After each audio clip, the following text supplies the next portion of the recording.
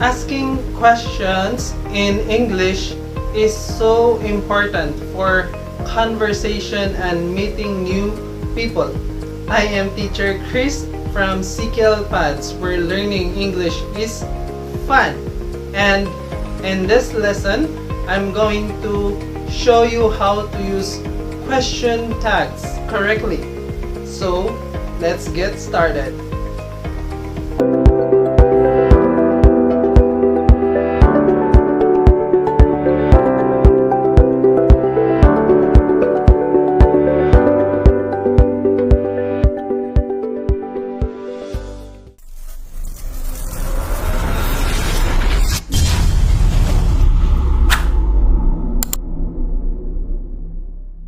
By the way, what are question tags? Question tags are really short questions that are put on the end of statements or regular sentences so that they become questions. For example, he is from Philippines, isn't he? You are hungry, aren't you? They can't afford to buy a house, can they? Now, there's a lot different types of question tags. But one great piece of news is that the rules are kind of simple to learn. There's a couple of exceptions, but generally, the rules are pretty clear and simple.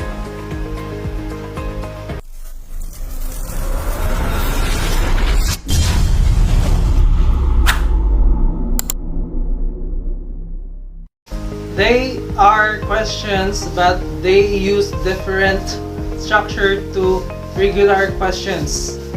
Here's a regular question. Are you coming to the party? Here is a sentence. You are coming to the party. And here is a question tag. You are coming to the party, aren't you? Suddenly, we got a question.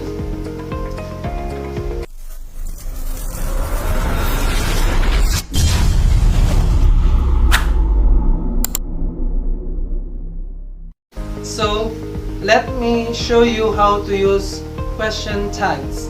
It is simple. You take a statement. For example, they are coming. And then, you add your question tag, aren't they? So we have the subject plus auxiliary verb plus main verb. And then a question tag, we also got auxiliary verb plus we add not plus pronoun, which is they. Got it?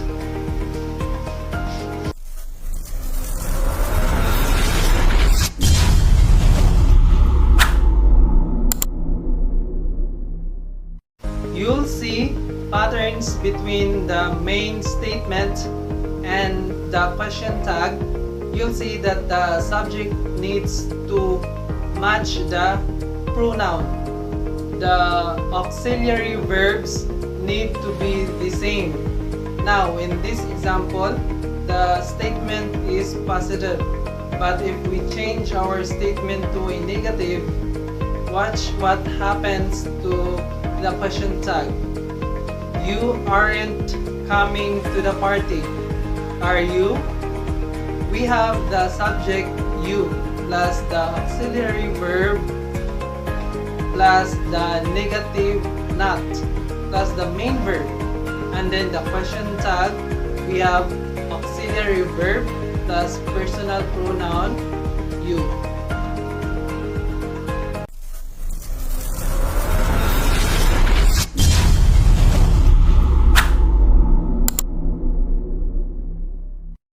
So, see, the statement and the question tag need to be opposite. If the statement is positive, then the question tag is negative. If the statement's negative, then the question tag is positive. So, pay attention to the statement. You need to know if it is positive or negative in order to make make your question tag correctly. You haven't been to Manila, have you? You haven't been to Manila is showing negative. Have you is positive. Another example, you don't like basketball, do you?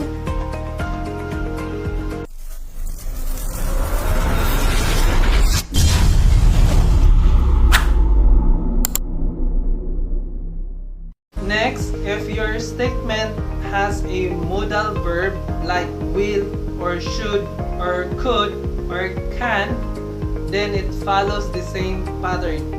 The modal verb needs to be in the question tag. For example, your father can help us. Can't he? We shouldn't be doing this, should we? Now, if the main verb is do or be or have, and notice that these are all verbs that can be also be auxiliary verbs. But if they are in a sentence as a main verb, then they can be used in the question tags. You are hungry, aren't you? You aren't hungry, are you?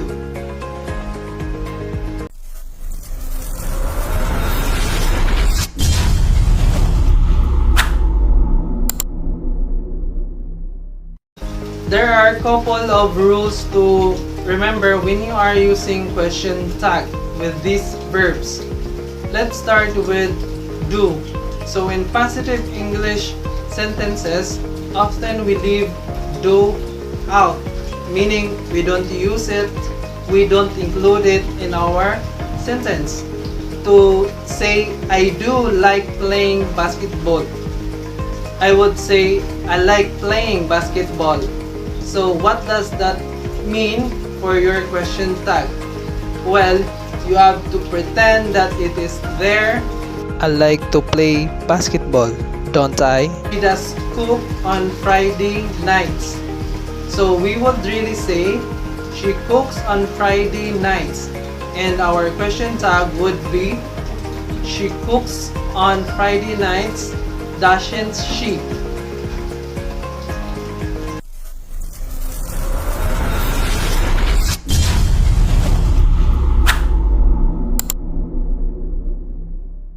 There is also an important rule to remember about the be verb as well. Let's look at this statement. I am flying to Manila tomorrow. Now, if we were to try to make a question tag out of this statement, then naturally you would say, I am flying to Manila tomorrow, aren't I? You take the auxiliary verb from the main statement. On that statement, which is the then move it to the question tag, but is wrong. Okay, this is wrong. It doesn't make any sense. But when you have the be verb with subject I in the statement, then in the question tag, you need to use are. So for this example, you would say, I am flying to Manila tomorrow, aren't I?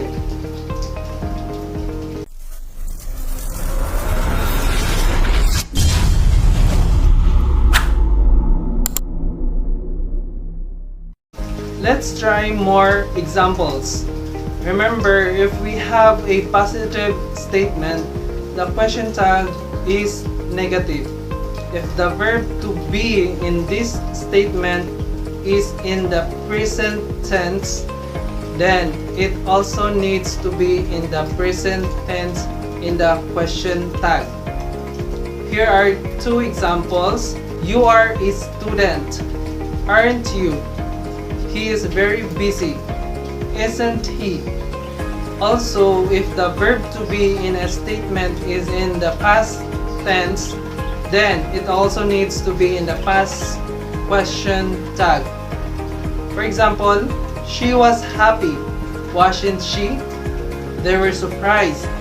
weren't Be they? careful, there is an exception when the subject is I, followed by in the positive statement. For example, I am late. You say, aren't I? We do not say, am I. Okay?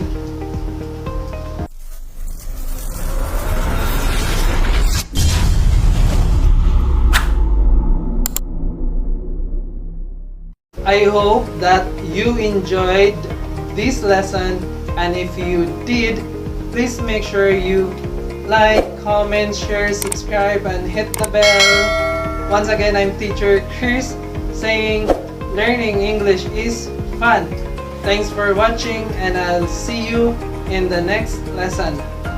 Cheers!